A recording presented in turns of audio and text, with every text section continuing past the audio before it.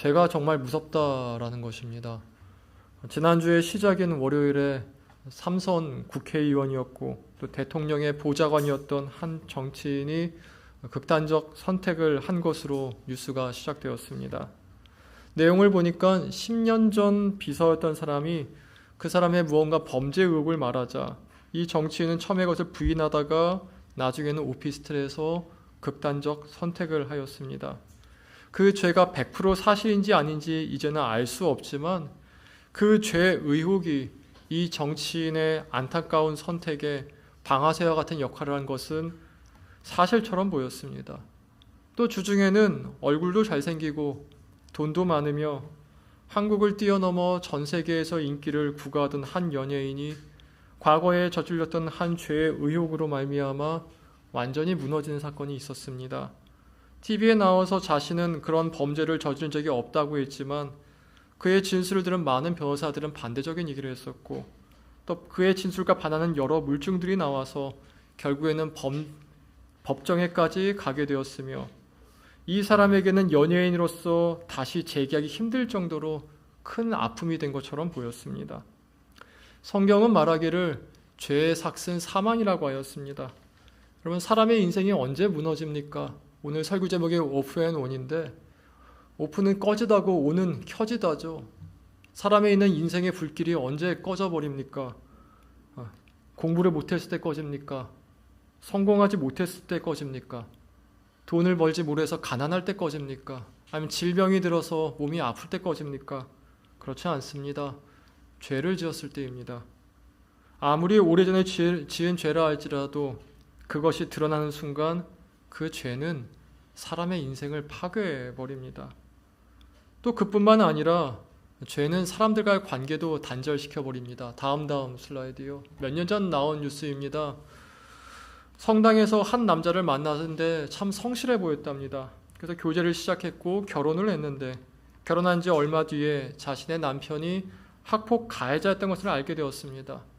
그 이후에 같이 사랑하는 마음도 있고 살고도 싶은데 도저히 같이 못 살겠다고 하면서 이 사람과 이혼하려는데 이것이 이혼 사유로 정당합니까? 라는 질문이 올라와서 뉴스에 나온 적이 있었습니다. 여러분, 사람은요 본능적으로 죄인을 멀리하려고 합니다. 죄인을 멀리하려고 그래요. 여기 학폭이 얼마 아닌 것 같으면은 뭐 딴 것도 있죠. 내 남편이 강간에 한 적이 있어요. 도둑질에 뭐 그게 있어요. 하다못해 친일파예요. 사람들은 본능적으로 죄인을 멀리 하려고 합니다. 근데 참 아이러니하게도 사람은 죄 짓는 것을 즐거워합니다. 제가 몇 년 전에 있었던 일입니다. 장인 장모를 모시고 그때는 한준이만 있었거든요. 첫째를 데리고 아내를 데리고 무슨 섬이었는데 기억이 안 나요. 영종도였던 것 같아요. 영종도에 회를 먹으러 갔습니다. 회를 먹으러 가서는 맛있게 회를 시키고 먹고 있는데 옆 사람의 이런 대화가 들렸습니다. 그 옆 사람의 대화가 왔는데 대화가 참 이상했어요. 남자 한 명, 여자 한 명이 있었는데 그 남자가 말하기를 오늘이 자기 아내 생일이랍니다.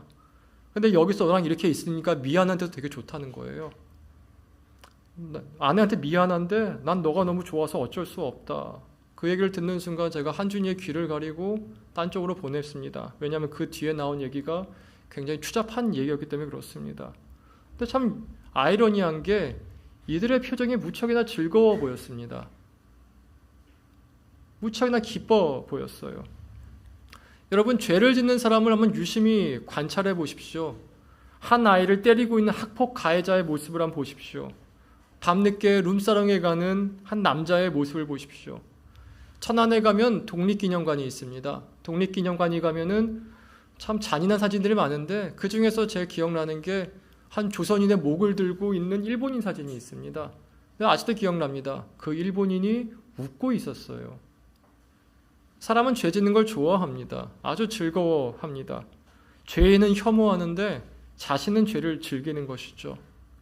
성경은 이것을 그대로 말하고 있어요. 로마서 7장 21절에 보니까 바울이 이렇게 말합니다. 다 같이 읽어보겠습니다. 그러므로 내가 한 법을 깨달았노니 곧 선을 행하기 원하는 나에게 악이 함께 있는 것이로다. 지금 이것을 얘기하고 있는 사람은 사도 바울입니다. 구원받고 난 뒤에요. 구원받고 난 뒤에 바울이 자기 모습을 보니까 선을 행하기 원하는 모습이 이쪽에 있는 반면에 또 이쪽 한쪽에는 악을 행하고 싶은 자기 모습이 있는 것이죠. 한쪽에는 하나님이 너무 즐겁습니다. 더 가까이 가고 싶고 더 알고 싶고 하나님과 하나가 되고 싶은 반면에 또 한쪽에는 하나님을 멀리하고 싶어요. 하나님을 부정하고 싶어요. 하나님과 없는 것처럼 살고 싶어요. 무시하고 싶다는 것이죠. 이 두 가지가 같이 있어요. 그래서 인간에게는 문제가 늘 있을 수밖에 없습니다. 여러분, 나의 죄가 일부이건 혹은 의혹만이건 드러나건 간에 그렇게 죄가 드러났을 때 극단적 선택을 한 사람의 수는 셀 수 없을 정도로 많습니다. 이건 남의 일이 아닙니다. 제가 아는 한 자신의 과거가 떳떳한 사람은 아무도 없습니다. 수치스럽고 부끄러운 과거가 없는 사람은 아무도 없습니다. 이것이 드러났을 때 누가 감당하겠습니까? 여러분의 자녀가, 여러분의 배우자가, 여러분의 교우들이 내가 숨기고 싶은 그 죄가 다 드러났을 때 누가 그 수치와 부끄러움을 감당할 수 있겠습니까? 그렇기에 인간에게 가장 큰 문제는 바로 죄 문제인 것이에요. 바로 이것 때문에 하나님께서는 가장 먼저 우리에게 예수님을 보내주셨습니다. 2절을 한번 읽어보겠습니다. 시작. 그는 우리 죄를 위한 화목제물이니 우리만 위할 뿐 아니라 온 세상의 죄를 위하심이라. 여러분 이 구절 외우시기 바랍니다. 예수님은 우리 죄뿐만 아니라 온 세상의 죄를 위하여서 이 땅에 오셨어요. 예수를 믿건 믿지 않건 간에 말이죠. 구원은 뭐냐면은 구원받는 것은 저것을 내 것을 받아들이면 구원의 길로 들어가게 됩니다. 근데 저것을 거부해버리면 스스로 하나님께 등져버리게 되는 것이에요. 여러분 예수님이 오신 이유는 온 세상 죄를 지기 위하심이었습니다. 아니 죄는 저 사람이 졌는데 왜 예수님이 그것을 감당하려 하십니까? 억울할 수 있잖아요. 어렸을 때 나를 때린 사람이 있다고 가정해 보십시다. 제가 누구한테 맞았어요. 그럼 그 사람이 누구한테 사과해야 돼요? 나한테 사과해야 되잖아요. 근데 성경은 뭐라 얘기해요? 그 사람의 죄까지 예수님이 졌다고 얘기해요. 그리고 그 사람의 죄까지 예수님께서 용서하셨다. 나는 아픈데요? 아니 그래도 난 죄를 용서했다. 이렇게 말하는 것이에요. 뭔가 이상하지 않습니까? 뭔가 억울하지 않습니까? 그러나 여러분 잘 생각해 보십시오. 우리가 이 땅에서도 누군가에게 잘못을 했을 때 우리가 그 사람을 직접 심판하는 것이 아니라 나라가 그 사람을 심판합니다. 저 사람이 나에게 내 물건을 훔쳤을 때 저 사람의 물건을 나도 훔치는 게 아니라 나라가 저 사람의 죄를 인정하고 심판하게 하잖아요. 왜냐하면 우리가 하나의 사회 속에 살아간다는 것은 그 사회에게 공정한 심판의 권한을 맡긴다는 뜻이기 때문에 그렇습니다. 어떤 사회든 간에 개인이 다른 개인을 직접 심판하게 되면은 갈등과 혼란이 생기게 되고 결국 사회의 질서가 무너지게 됩니다. 그래서 우리는 법과 제도를 통해 가능한 중립적이고 가능한 공정한 기관이 판단을 내리도록 하는 것이죠. 만일 각자가 스스로 보복하고 처벌한다면은 우리가 누리고 있는 치안, 사법적 공정성, 국가의 안보, 질서 있는 생활, 경제적 안정 등 모든 것이 다 무너져 버려요. 그래서 우리는 재판의 권한을 사법부에 맡기는 것이에요. 사회에 살아가는 이상 말이죠. 그렇기 때문에 인류는 아주 오래전부터 지금까지 항상 공정한 판단을 내릴 수 있는 재판관을 두고 사회를 유지시켜 왔습니다. 이것은 하나님의 법정에서 똑같이 돼요. 이것이 바로 예수께서 우리 죄를 감당할 수 있는 이유인 것입니다. 온 세상은 하나님이 만드신 피조물들이고 지금도 하나님께서는 이 세상을 유지시키고 공급하고 계세요. 그 하나님께서 나에게 상처를 준 그 사람의 죄까지도 모든 죄를 예수님의 등 뒤에 짊어지게 하시고 그분을 십자가에서 죽게 하신 것입니다. 여러분, 여러분의 죄는요 사라지지 않았어요.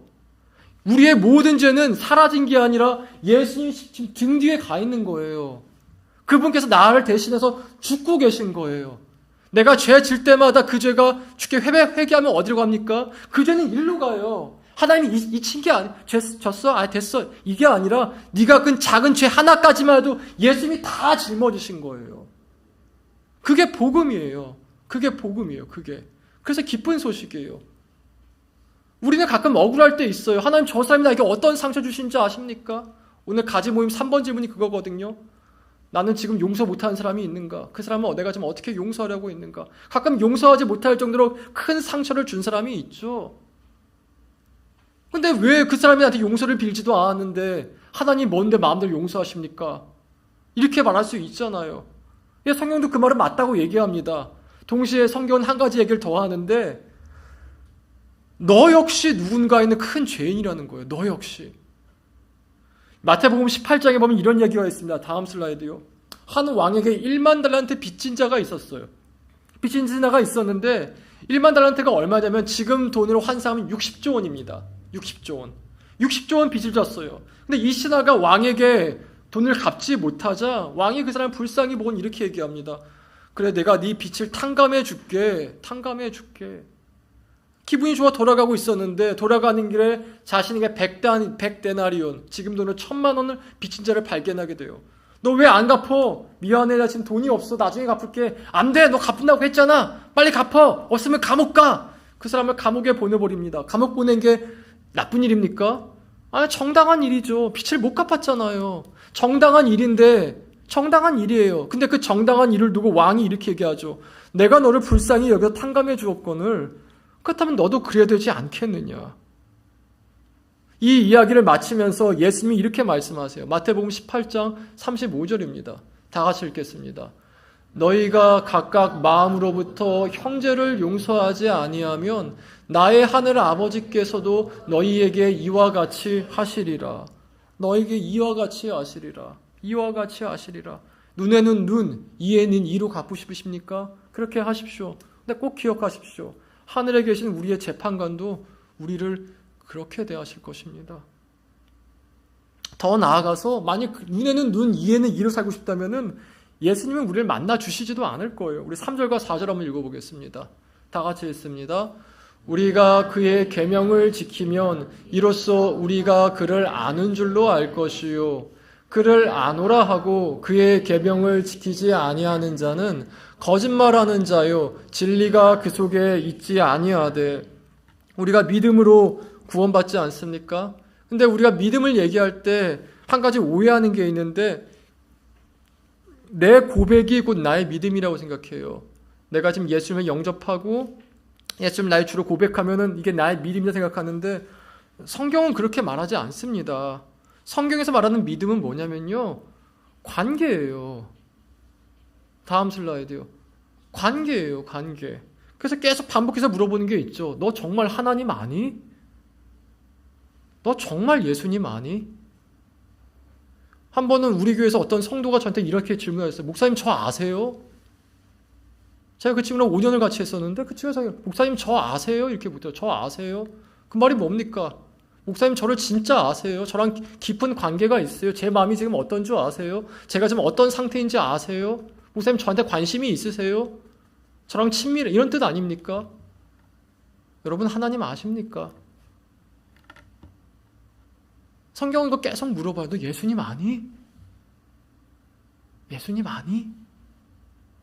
예수님 아니? 이걸 어찌나 반복해서 강조해서 물어보시는지 예수님이 이렇게도 말씀하세요. 요한복음 17장 3절입니다. 다 같이 읽겠습니다. 영생은 곧 유일하신 참 하나님과 그의 보내신 자 예수 그리스도를 아는 것이니라. 영생이 뭐죠? 구원이죠. 구원이 아는 거래요. 여러분 하나님 아십니까? 예수님 진짜 아십니까? 아십니까? 우리가 믿음으로 구원 얻는데 그 믿는다는 것은 아는 것과 같은 거예요. 관계가 같은 것이죠. 그래서 성경은 어떻게 묘사해요? 성도와 예수님과 관계를 신랑과 신부로 묘사해요. 배우자를 알듯이 아십니까? 여러분 믿음은 관계입니다. 믿음은 관계예요. 믿음이 좋다는 말은 관계가 좋다는 말이에요. 관계가 좋단 말이에요. 우리가 정말 예수님으로 말미암아 구원받았으면은 예수님을 알 겁니다. 그러나 입으로만 예수님 믿어요 한다면은 예수님 나와 상관없는 사람처럼 살아갈 거예요. 예수님을 아는 사람은요, 예수님 이렇게 말씀하세요. 나를 아는 사람은 나의 계명을 지킨다. 근데 여기는 계명들이 아니라 계명이란 단수 하나예요. 예수님은 딱 하나의 계명 주셨어요. 요한복음 13장 34절을 한번 읽어보겠습니다. 다 같이 읽습니다. 새 계명을 너희에게 주노니 내가 너희를 서로 사랑같이 너희도 서로 사랑하라. 여러분, 예수님의 계명은 딱 하나예요. 서로 사랑하랍니다. 여기서 서로는 누구냐면은 당시에는 예수님을 믿는 사람들이었고 지금도 마찬가지예요. 여러분, 예수님 믿는 사람부터 서로 사랑하는 게 예수님 계명이에요. 그럼 예수님 안 믿는 사람 미워해도 됩니까? 아니요. 그걸 말하는 게 아니라 먼저 내 안에 있는 사람들을 사랑할 줄 알아야 된다는 것이에요. 내가 내 안에 있는 사람, 이 교회에는 이 적은 사람들, 가족에게 주신 그 사람들부터 사랑하는 것이 예수님과 내가 동행하는 삶이에요. 서로 사랑하려고 하면요, 내 안에 죄가 생겨도 예수님께 고백해보게 돼요. 사랑하고 싶어서. 말하기 부끄러운 내 과거도 말할 수 있으며 내 어려움이나 힘듦도 예수님께 잊게 돼요. 죄는 계속 지어요, 우리는. 근데 계속 짓는 죄를 주께 계속 고백할 수 있게 돼요. 예수님과 함께 있으니까. 결국 우리의 싸움은요, 사랑의 싸움이에요. 이 사람을 사랑할 수 있는가? 난 이 사람을 미워할 것인가? 근데 이게 안 되면 바로 죄로 넘어가요. 다음 슬라이드요. 저분이 아시는 분이 있는지 모르겠어요. 김병년 목사님이세요. 김병년 목사님이신데, 저분은 또 저희랑 비슷하게 개척하신 지 10몇 년 되신 분이시기도 하시고, 또 새 아이의 아버지이기도 한데, 대략 16년 전에 이분의 사모님이 뇌졸중으로 쓰러지셨습니다. 지금도 쓰러지셨어요. 이분이 목사이자 새 아이의 아버지이고 또한 남편이기도 하지 않습니까? 이분의 하루가 어떻게 되면 저분 쓰신 책에 보면 그래요. 새벽에 새벽기도 갔다 와서 집에 빨리 돌아와가지고 아이들 밥을 지어주고 애들을 학교 보낸 다음에 아내를 간병인에 잠깐 맡겨두고 오전에 빨리 가서 교회 사역을 하고 오후에 와서는 아내를 간병을 하고 애들이 오면 밥을 지어주고 잡니다. 이걸 16년째 하고 계세요. 근데 이분의 책에 보면 이분 책 제목이 또 참 재밌어요. 이분 책 제목, 아빠 우린 왜 이렇게 행복하지? 라는 책이에요. 근데 이분의 책에 보면 이런 내용이 나옵니다. 나는, 그대로 읽어드릴게요. 나는 밤에 이동하는 것을 싫어한다. 특히 호텔이나 모텔 같은 곳을 지나가는 것이 싫었다. 아름다운 길도 혼자일 때는 서러움이 되어 돌아오니까, 그리고 서러움이 있을 때는 언제나 유혹이 마음에 찾아온다. 아내가 몸이 아파서 병상에 누워있으니까 어떻습니까? 자신의 일이 2배가 되겠죠. 거기에도 아이들이 3명이래요. 제가 알기로는 3 다 아들입니다. 얼마나 버겁겠습니까? 또 남자가 아이를 키우면 애들 모습이 티가 나죠. 집에 여자가 없으면요, 애들 모습이 꼬질꼬질합니다. 어쩔 수 없어요. 우리는 그런 걸 배운 적이 없습니다. 그러니까 그러면은 이분의 마음에 늘 죄책감이 있었대요. 우리 아들에게 내가 이거밖에 못 해주나. 그 버거운 마음 가운데서 이분 사역하는 곳이 호텔이 이렇게 많대요. 러브 호텔이. 러브 호텔을 보면 그게 유혹이 된다는 거예요. 하나님, 에이! 이러면서 말이죠. 근데 이분이 그럴 때마다 어떻게 하느냐? 딱 하나 기도해요. 하나님, 내 마음을 지켜주십시오. 예수님, 내 마음에 함께 계셔주십시오.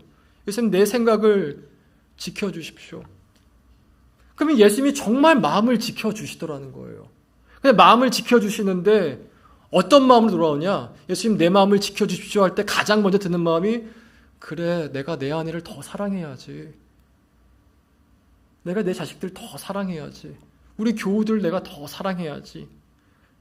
부족함이 아니라 내가 사랑할 수 있어서 채워줄 수 있기에 더 채워줘야지로 마음이 변한다는 것이죠. 그럼 뭐가 일어나느냐? 이분의 고백입니다. 호텔이나 모텔이 미혹이 안 된대요. 러브 호텔이 미혹이 되지 않는데요. 집창촌 근처에 있는데 집창촌도 미혹이 되지 않더라는 거예요. 저기 저런 게 있구나, 가슴 아프다, 내가 갈 만한 곳은 아니지 라고 하면서 그냥 툭툭 털어버리고 온다는 것이죠. 그리고 와서 이분이 글에 이렇게 쓰셨습니다. 그대로 읽어드릴게요. 어둠이 스며들도록 허락하는 것이 아니라 어둠 속에서 함께 하시는 주님의 손을 붙잡았다. 밤이 무서운 것이 아니라 어두운 내 마음이 무서웠다. 밤이 죄를 짓게 하는 게 아니라 내 마음이 어두울 때 죄를 짓더랍니다. 여러분, 환경이 나를 죄로 인도하는 게 아니에요. 어둠이 내 마음속에 들어오니까 그 어둠의 빛을 뺏기면서 죄로 넘어가는 것이죠. 근데 예수님이 오시면은 내 마음에 빛이 들어와요. 오늘 본문에 얘기해, 예수님은 빛이시라고. 빛이 들어오면 어떻게 해요? 어둠이 물러가요. 요한일복음 1장 3절, 빛이 어둠에 비치더니 어둠이 그것을 감당하지 못하더라. 여러분, 어둠은요, 빛을 감당하지를 못해요.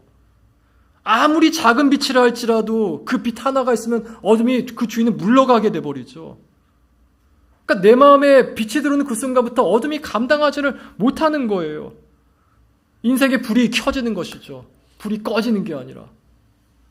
그리고 나에게 주어진 사람들을 더 사랑하게 되고 마지막으로 나에게 상처를 주었던 사람들까지도 용서하게 되거나 용서하게 해달라고 간구하게 돼요. 이게 예수님께서 내 마음에 들어오시면 하는 일이에요. 우리 5절을 한번 읽어보겠습니다. 5절 다 같이 읽습니다.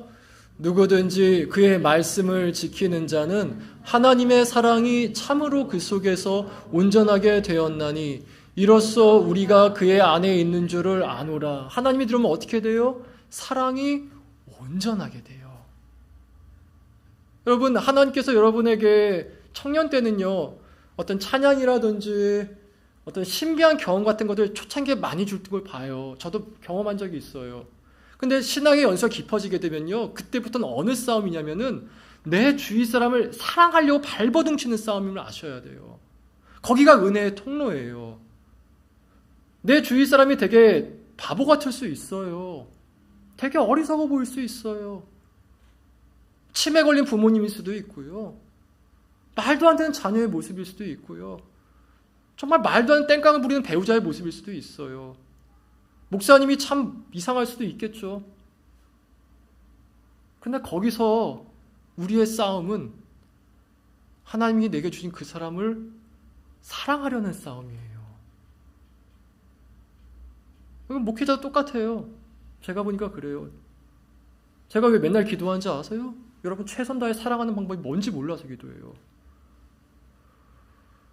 어떻게 하면 사랑할 수 있을까? 근데 방법을 잘 모르는 게 기도부터 하는 거죠. 하나님이 사랑이 그 속에서 온전하게 되는 것이 내가 예수님을 믿는 증거임을 아셔야 됩니다. 나이가 들수록 더 사랑이 깊어져야 돼요. 나이가 들어서 차가워지면 안 돼요. 지독해지면 안 돼요. 우린 나이가 들면 들수록 더 사랑이 많아져야 돼요. 나이가 들면 들수록 더 얼굴이 인자해져야 돼요. 나이가 들면 들수록 나를 생각하는 게 아니라 옆 사람을 내가 어떻게 도와줄 수 있을까로 마음이 변해야 돼요. 그게 우리 안에 예수님의 말씀이 이루어지고 있다는 증거입니다. 그리고 그게 하나님이 우리에게 주신 기쁨의 통로예요. 다음 말씀을 맺겠습니다. 다음 슬라이드요. 요즘에 화제의 드라마가 있죠. 폭삭 속았수다.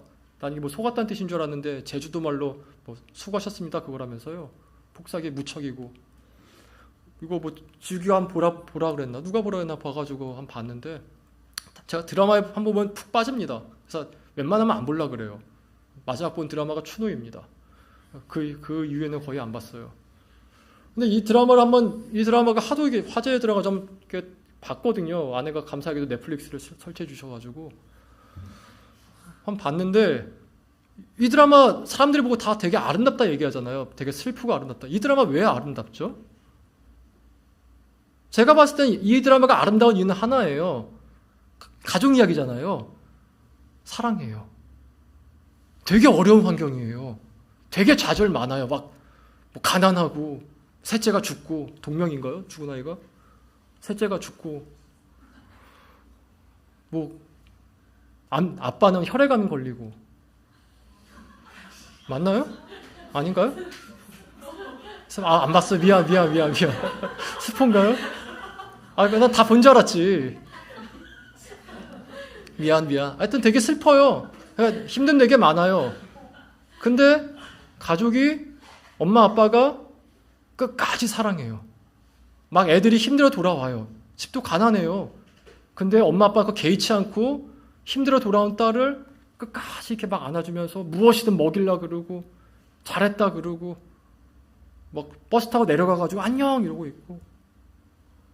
이 드라마 이 아름다운 이유는 하나예요. 힘든데 끝까지 사랑하려고 그래요. 사람은 사랑하면 그래서 아름다워요.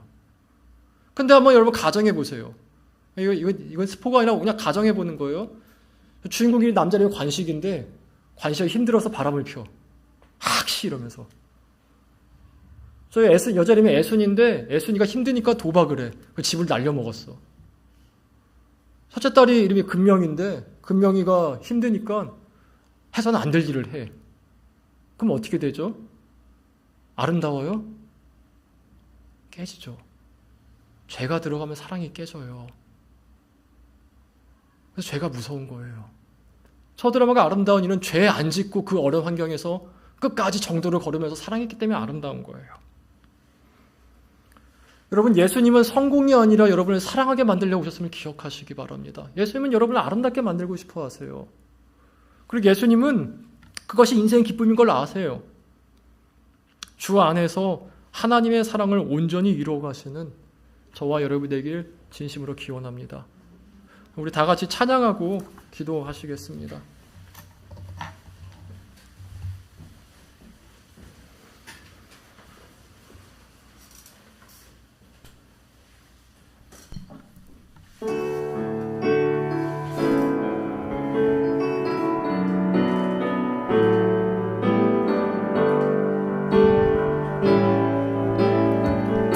은혜 아니면 살아갈 수가 없네.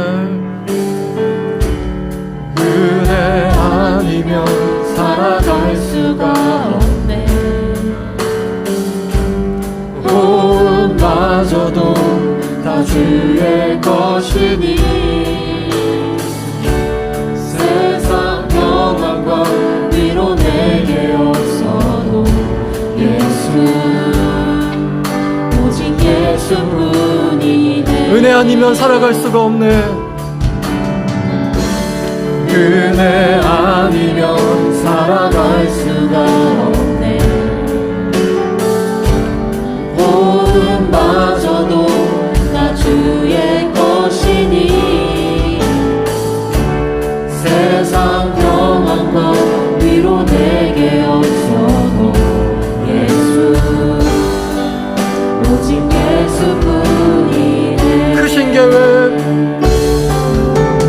크신 계획 다 볼 수도 없고 작은 것 안에 지쳐도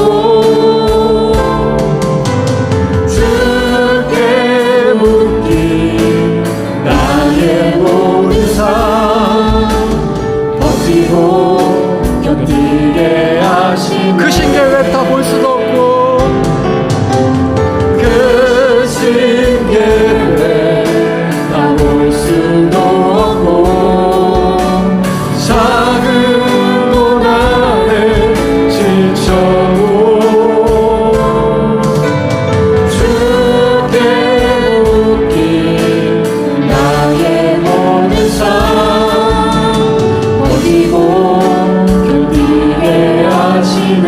은혜 아니면 살아갈 수가 없네. 은혜 아니면 살아갈 수가 없네. 나의 모든 것 다 주께 맡기니 참된 평안과 위로 내게 주신 예수 오직 예수뿐이네. 간주해 주시고요. 이 시간 기도하실 때 하나님 내 안에 들어오셔서 나에게 은혜를 부어주셔서